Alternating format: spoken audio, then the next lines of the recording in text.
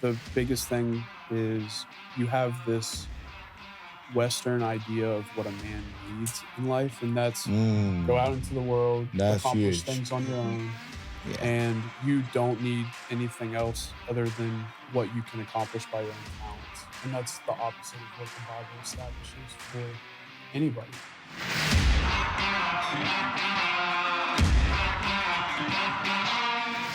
Welcome to the Valor Cast, where fight meets faith and fruit. This is a space for men who want more than just a weekend faith. We're here to sharpen each other, to grow stronger in God's Word, lead with integrity, and build real brotherhood. Each episode, you'll hear honest conversations with men from all walks of life. We'll talk faith, family, work, failure, legacy, whatever it takes to become the kind of men God has called us to be. Because this world needs more than passive belief, it needs men of valor. This is the podcast for building bold disciples one story at a time. This is the Valor Cast.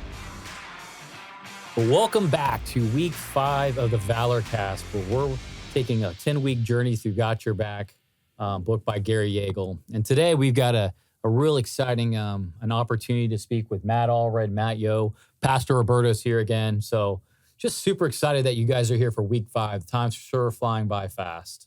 Right, Pastor Roberto? And just like that, the average age in the room went down. Down again. Down again, having these two young guys here with Why we're us. here. And it's great to have you. It's good to have some youth, and great to have, Matt, Allred, and I, besides having Christ in common, we also have Real Madrid in common. By the way, you are... What's your sport? You play what? You play The couch. You play the couch. You play the couch. So we have that in common too. Oh, yeah. I enjoy the couch. I can see Matt Yo lifts a few weights, though, too. There you go. But it's great to have you guys here. Thank you for having us. Can you tell us a little bit, we know you, but probably some people are listening that they don't know you. Can you just introduce yourself and tell us a little bit about you guys? You want to go first or me Sure, go first? I'll go. So born and raised at New Hope Church. Gone through a couple name changes, but been here through all of it.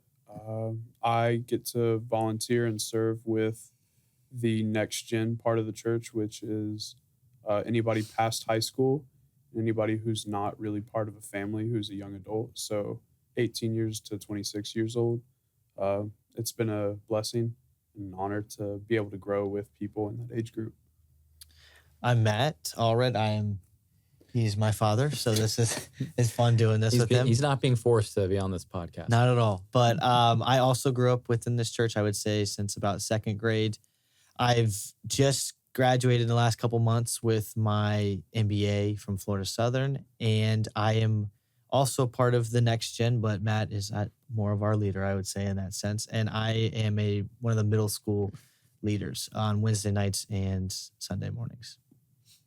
Yeah, it's been really cool watching you two grow up within the church and seeing what young men they've come into. I forgot something. Matt Yo does have a sport, kickball. He in his college years, he used to run a kickball league until he pulled his hammy. And then, but yeah, you had quite a team from what I remember. Many different pulls and twists and different thingamajigs inside my leg. I think we both had that in common in college. Just something was not right in our knees. Love it when your body goes one way and your leg decides to go the other way. Yeah, it's hard stuff. But well, that's awesome. This week in chapter 5, Pastor Roberto, we were chatting a little bit earlier before we came on set, and I told you I thought, and I don't know if you agree, but this may be the single most important chapter that in this entire book. And it focuses on isolation and what that means to a man.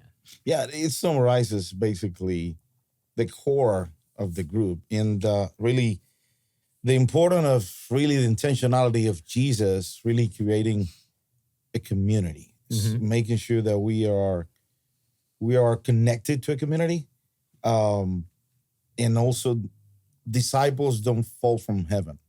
They're made in community and they grow in community. And so when you throw men into that discipleship conversation, that really takes it to the next level. And I believe that that's what this chapter does in a nutshell is that it really brings the importance of really the covenant community.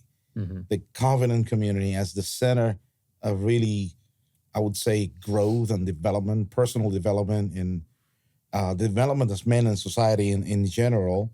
And also how that development really creates environment for spiritual growth, that if there's no community, there's no spiritual growth.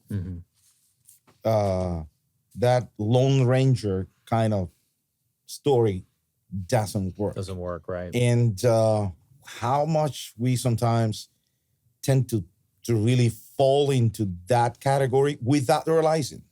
Sometimes we tend to be Lone Rangers because of many prejudices, because of busyness, because of many, many reasons. We tend to really be lonely, be disconnected, be isolated. And that's not something we can afford. Yeah, I think it's a really something that's talked about in the book. And, you know, from the beginning, as you mentioned, it's not something that God intended for men to be alone. He never did. And we're not just talking about marriage, right? I think a lot of people think that when you have somebody, and that's great if you have a great marriage or somebody else in your life, but it's about having another man in your life or men in your life to be able to bounce off. And really, what this book really talks about, or this chapter more specifically, is that community, as Pastor Roberto's mentioned, is God's plan for spiritual survival. And so it's a great opportunity for us to really sit down and go through this chapter. But we got a pretty cool topic that these young men are going to kind of help us chat about today, right, Pastor Roberto? Yeah, absolutely. Guys, what do you think of chapter 5? What was like a highlight for you? I think, to me, the biggest thing is you have this Western idea of what a man needs in life, and that's go out into the world, accomplish things on your own, and you don't need anything else other than what you can accomplish by your own talents. And that's the opposite of what the Bible establishes for anybody. That's so true. And we are called to be part of the body of Christ. And Paul talks to us about everyone needs to help each other out with the gifts. And back then, the church was a community living together, thriving together. It was different now than it is back then. We can talk about that more later. But that was like the biggest thing to me is a man needs to be in communion with that group of his brothers to the point where they can be intimate enough to bother each other or to irritate each other for accountability's sake. Yeah, that was the biggest thing to me. Great. Yeah. So basically, what you're saying is that when we have that group of men that Scott was talking about, is that I allow you to bother me. I'm giving you permission to bother me, to point some blind spots that I have. So to me, it's about community and growing. It's about permission giving. You need to surround yourself with men that you give them permission to sometimes be, would I say, critical? Absolutely. Yeah. It's a really good word for it. Critical, for sure. So, Matt, what do you think, chapter 5? This Western kind of mindset really intrigues me because sometimes we tend to be critical with our Western kind of mindset and how we, tend to think that it is a bad thing. I like the Western mindset. I like the Western culture. I like the Western food. I like the Western way of being.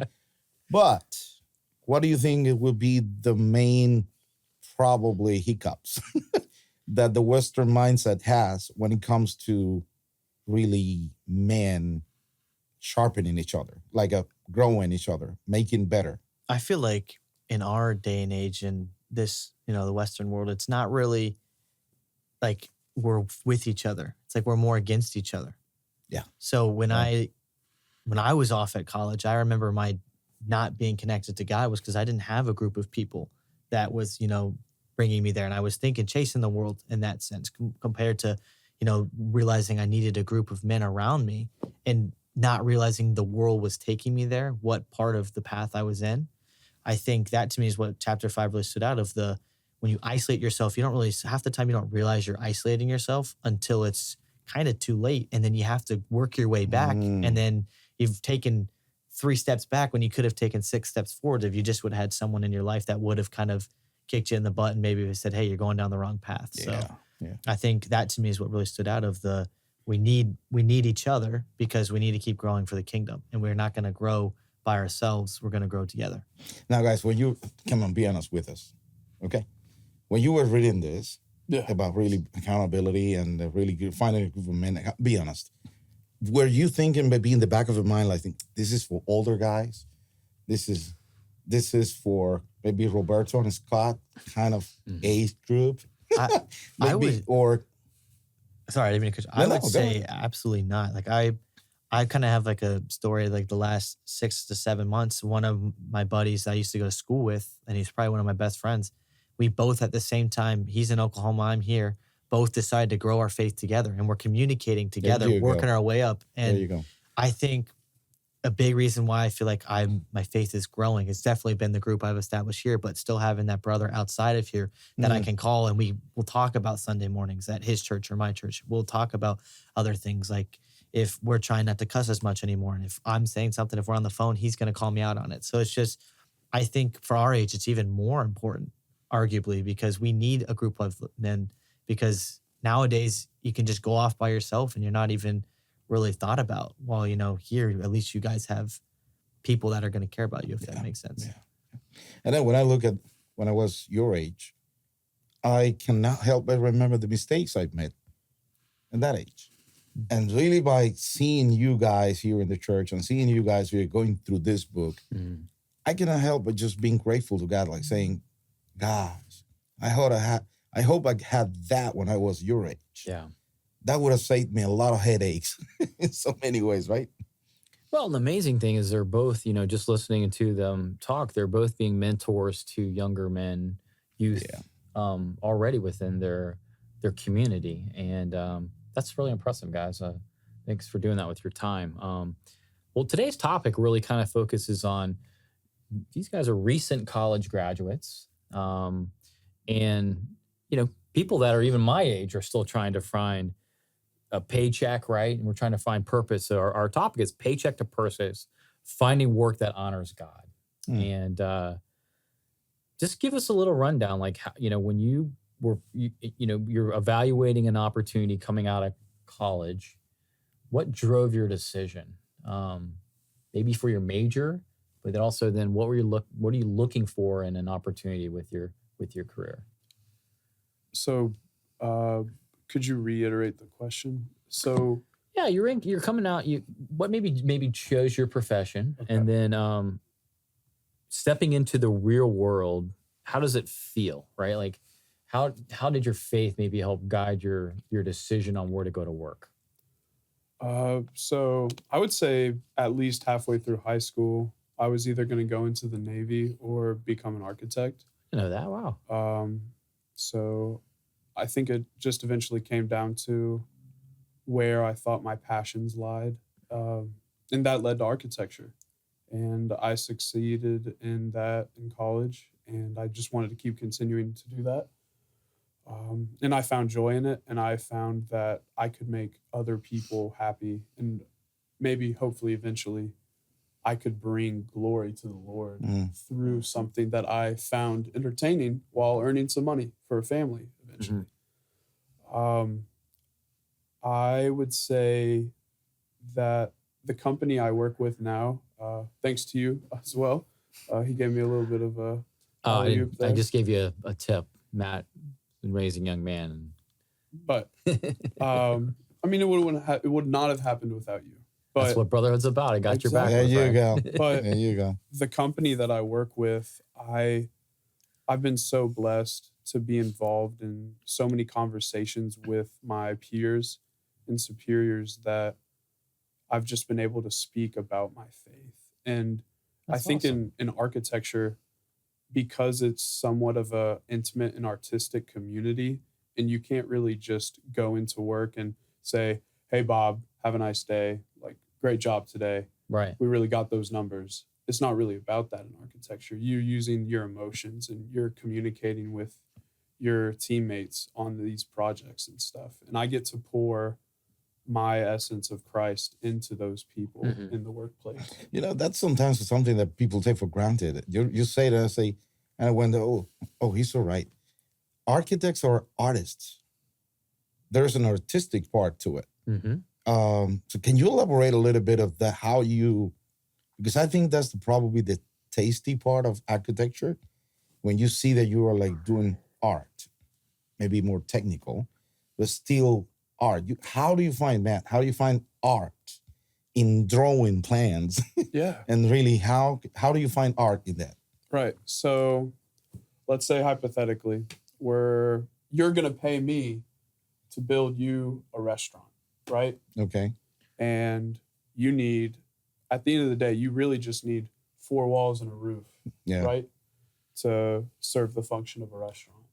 But an architect's job is to say, okay, this is the bare minimum, but how can we design this place to be a space that is an exemplifying area for the function that's going to happen within this building? There you go. So there's going to be places where people can have a nice view. There's places where people can smell the cooking coming from the kitchen. Okay. The bathroom has to have good amounts of plumbing. Mhm. All those things need to be taken into account, and the architect is supposed to be the organizer. Okay. So you turn maybe a work project into a meaningful project, right? Yes, You sir. give it Yeah, makes meaning. sense, You yeah. give meaning to it, right? That's beautiful. That's beautiful. So just came out of college. How is it to really come out of college and go into the real world? How competitive it is out there? What is the difference? And if you can really elaborate a little bit, what role has your faith played in coming out of the college and going to that real world of competitiveness, of really job hunting? So I know for me, the last probably couple months has been a big change of how I viewed my first job coming out of college. Being I was always in the mindset of like, faith's number one, obviously, but I can try to get a job that's going to make the most money so I can support my family in the future. And then I kind of had this, like we went on our mission trip and type of stuff, and I kind of had a change of heart. I feel like God put this on me of like, hey, you're still gonna be able to provide for your family, but I want you to maybe get a job that's more for the kingdom, doing more for me. If it's in ministry, if it's in a nonprofit, something in that sense. So I kind of felt that change of, like I said, I got an MBA student. I was going to go out into sales. I had probably 2 really good opportunities lined up. And I know we talked about it. It's been a big change in like everything in our household. And, they've been super supportive, which has been awesome, because there's been times where like we've both not understood probably why the other person hasn't done this or that. But I would say God has also like been in our part of that process of just coming out of college and how competitive it is. But like also knowing that like you just have to trust in him, and he's going to guide you whatever way he wants you to go. That's good. And is it tough to find a job that you like out there? Yeah. I would say, like, it took me a really long time to find a company. Like, when I left the interview, I could say, okay, I could spend 8 hours of my life every single day for the rest of my life here. Mm-hmm. It's tough. I think, obviously we're supposed to be grateful and joyful in all circumstances, but you don't want to just subject yourself to some place that is, it's just another means to an end. You want to be able to be in a place where you can commit yourself to God's purpose that he engineered you for. Exactly. Yeah. But I would. Do you guys hear that? The God's purpose that he engineered it for you. Language matter. That's an engineer talking here. No, I hate engineers. Architect talking up here. We're actually like gang rivals, engineers and architects. Oh, really? We hate each other. Oh, you do you? Okay. Anyway, That's a joke. architect That's a talking joke. here. That's a joke. But I would say though, like, just leaving college and getting like right into the job hunt, I feel like for every young man, there's just this call to what is the biggest number I can get on a salary, or what is in it. And I think we're all guilty of it, but That's the driving factor, right? when you and your friends are just talking about, okay, well, like, I got this job offer, like, how much is the pay? Like, That's the first question. It's- It's not even how the interview goes. It's just what's the pay? Mm-hmm. and, It is. and I think it's just we're kind of brainwashed into thinking about that's the most important thing is this monetary lifestyle. Yeah. And then come to you guys and tell you it's not just about the pay, it's about the purpose. Yeah. So, which is mainly, I would say the main thing you really bring to the table is how to really find purpose right out of college and really living on a purpose. Yeah, sometimes purpose would not lead us to the best paying job, but it's probably going to be, I would say it's surely going to be the job that's going to make you happy. It's going to make you really feel that you're making a difference in your lives. And sometimes those are not the highest paid job. But as you normally say, it's easy to go with a wave and go with the big figure. How was it when you graduated? It was yesterday, right? It was yesterday, right? Man, We graduated together actually in the same class. Yeah.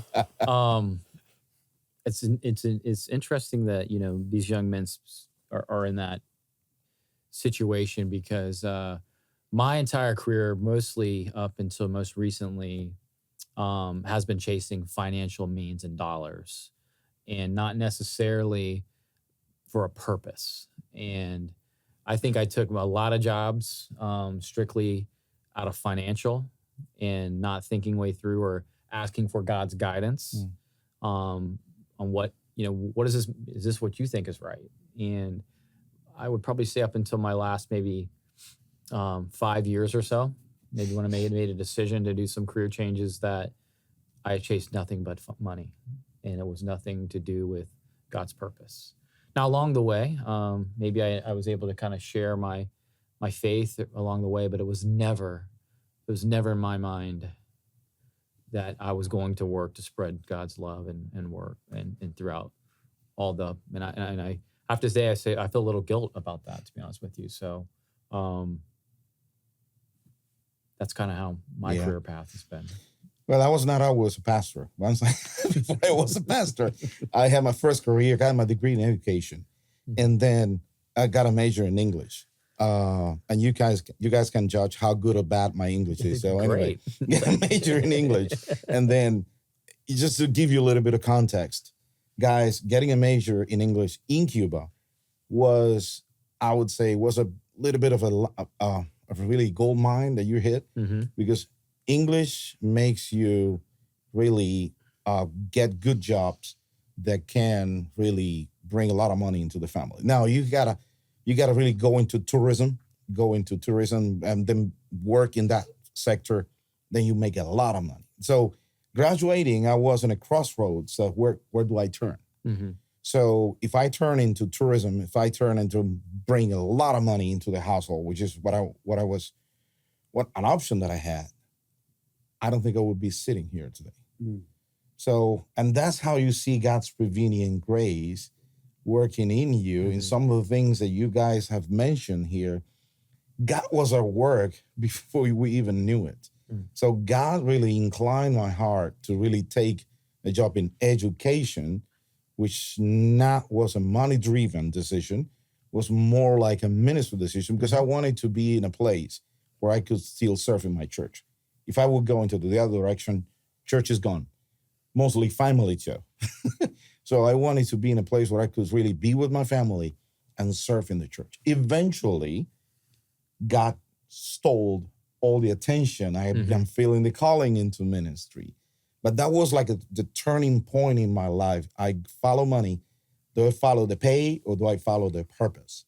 And that's when I really ended up following the purpose. And that's how I ended up sitting here with you guys.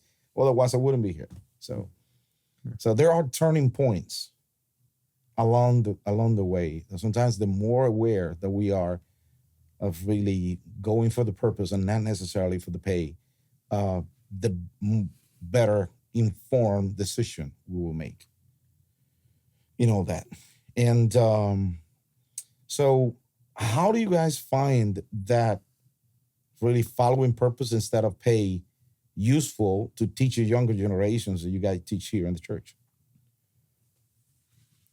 I think we have a lot of people who we mentor, and we just hear a lot of them worry about their classes and their career paths. And it's kind of this rat race that everyone talks about, but that's a secular rat race. Yeah.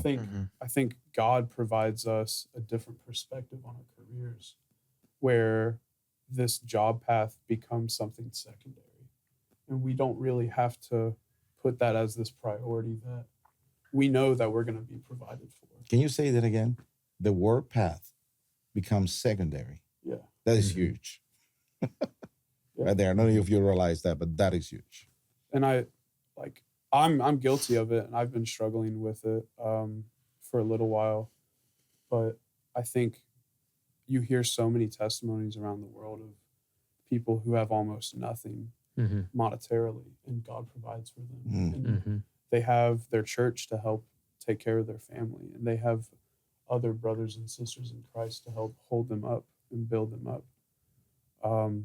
And you can practice for the exam, and you can get the job that you've always dreamed of, and you're just gonna want more after that. You're gonna get the promotion, and you're gonna want something else. You're gonna want the nicer thing, and that's gonna never fill your cup.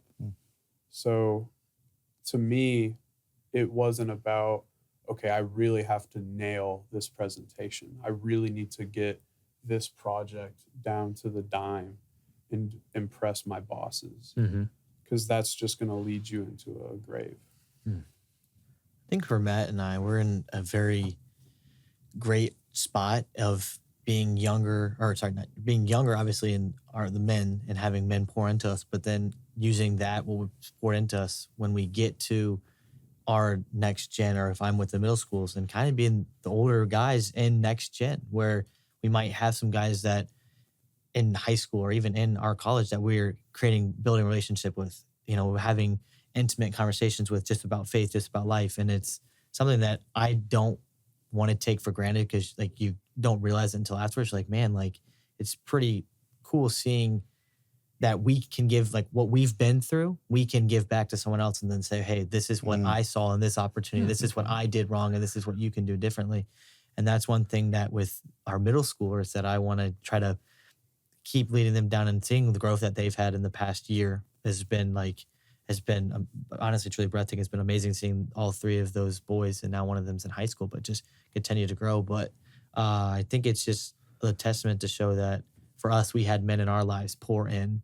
I can think back to the number of different people that were monumental and just helping me throughout our church, and then just being able to give a little bit back to the next generation, I think is honestly probably the reason why I do it. I would probably say the same for you as well, but I don't want to speak for you. That's great. What about if you guys could take a step back 4 to 6 years, and you're sitting in the same room with yourself, and you're going to give yourself advice? What kind of advice would you give to prepare yourself for life after graduation? In the work environment. My first one would be I would always looking back now, I was on a college soccer team, and if I could go back 6 years or 4 years and just say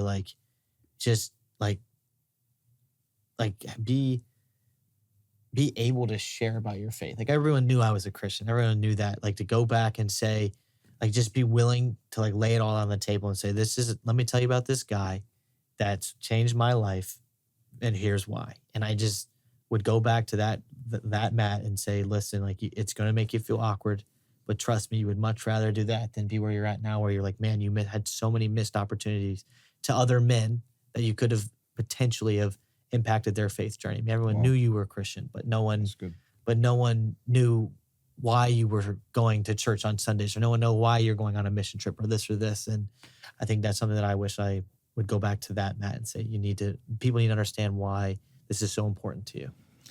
I think you really nailed some interesting points there. Sometimes people, when you are in that young age group, sometimes people see the what. People know where you go. But sometimes people don't know the why you do it. So, yeah, you're a Christian, people know it. But then sometimes we miss the opportunity to really tell the story, the why I do what I do. 100%. So Yeah, you could have the Bible verse in your bio, but are Yeah, you actually preaching exactly. and Yeah, loving you- on those And people? we joke about that with the There Bible you verse, and go. that it doesn't There like you that. go. That's like I think like if I could talk to myself in college back then, I made myself so utterly busy with different things, whether that was intramurals or starting a club or just wanting to be the best possible in the classes and whatnot. And I didn't even end up being the best possible in my Mhm. classes. So that was a pursuit that was a little silly. I didn't get to have the relationships uh, in terms of ministry that I should have. yeah, me too. I think there were so many lives of my friends that I could have touched in a spiritual way, but I just used them as we can be fine socially. We're going to have great times and hang out, but I'm never going to actually consider evangelizing to these people who I consider dear to me. But because I was so busy, I never got to pour into multiple of them. Wow. Because I had so many other things on my mind, I couldn't really approach those people in a way where I could commit to multiple individuals and get to show them Christ.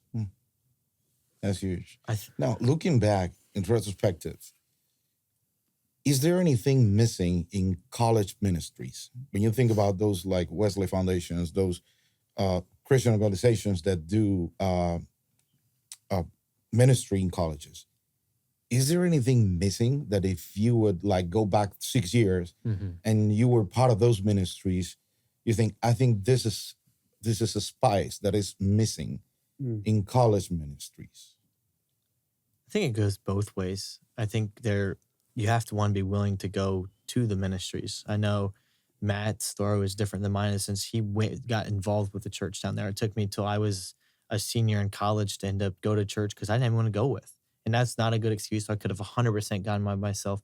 I had to go with two of my teammates' girlfriends because no one else could go with me. And I remember even people like I would meet them in like our ATR, which is our athletic training room, and they'd be like, hey, I'm going to church. And they're on a different team. And I'd be like, oh, that's really cool. Like I might, maybe I'll come text me. And then if they didn't text me, I'd never text them. Or if they did text me, I would have an excuse. So I think it kind of goes both ways of this sense of, one, we're not really preparing our young men here at like in the church of other men pouring into them saying, hey, let me tell you how important it is to have a community, a foundation down when you go off to school, even if it's 10 minutes away or if it's 10 hours away. And then it's also, you have to be willing to go find that community. Like I know Matt did, which I'm props, that was amazing. And that I didn't do.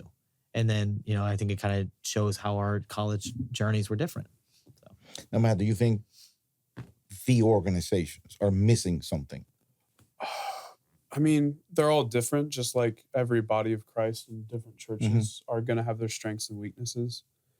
I went to RUF, which is Reformed Union or University Fellowship. And those people poured into me. My campus minister, he was such an amazing person. His family would provide so much for the students at FAU. And I would say what lacked in that group was the mission aspects, the outreach aspects, but the presence of community was so enriching. And for me to have my spiritual education bolstered in that time period where I could be out partying or pouring myself into the books and just studying my butt off. And I found Christ more than ever in that group. I would say there's just you're either so strongly against the grain on a college campus that you stick out like a sore thumb and people don't want to join it because it's like this sore thumb mentality, like, okay, these people are snobby or they're on their high horse. No one needs that. Or they assimilate too much with the college culture and they look watered down and diluted. So that's what I've experienced with campus ministries recently. But shout out RUF though. It's been a pretty powerful conversation today, Pastor Roberto. We That's great. unwrapped a lot of different things. And even though these two young men are just starting out their careers, I think people that are 20, 30 years into their profession or career are struggling with many things they're already just mentioned. And the level of isolation, the level of community, just, afraid to share their faith within their work environment. You guys are truly admiring to have a chance to talk with you guys today. Yeah, sure. Absolutely. I heard somebody say once, maybe you've heard it differently. If you want to profess, the why you do it is because of a profession, then you have a job. If you go to the money, then all you have is a salary, making a salary. But then if you're chasing purpose, then you have a calling. Mm-hmm. And I think that, Scott, we can see God's calling in this absolutely two young men. Mm-hmm. We can see it's evident, guys, that God is calling you and that God is leading you. And the fact that you are really putting this as a priority in your life to really pour and invest in your spiritual, I would say, your spiritual growth and being part of a program like this. Mm-hmm. And also being investing in younger generations. Come on. It's like the full package. Oh, yeah. It's amazing. Thank you. Amazing. So Great we really want to congratulate you guys. Thank you. There are many decisions that you will still have to make, but we'll be in prayer for you that God, the Holy Spirit will continue leading you and using you so that you can continue going after the purpose. Absolutely. The purpose that God has for your lives. We look forward to catching you next week. We're going to talk about chapter 6, the high price of isolation. But today's been a very, very great discussion. Join us on Mondays at 6:30. If you're not able to come, you can find the link on our website. But we enjoyed talking with you today about Got Your Back. Thank you, guys. See you. Thanks for listening to the Valor Cast, where fight meets faith and fruit. If this conversation challenged or encouraged you, share it with a brother. You may subscribe on YouTube, Apple Podcasts, or wherever you get your podcasts. And to find more resources for men of faith, visit findnewhope.com/men.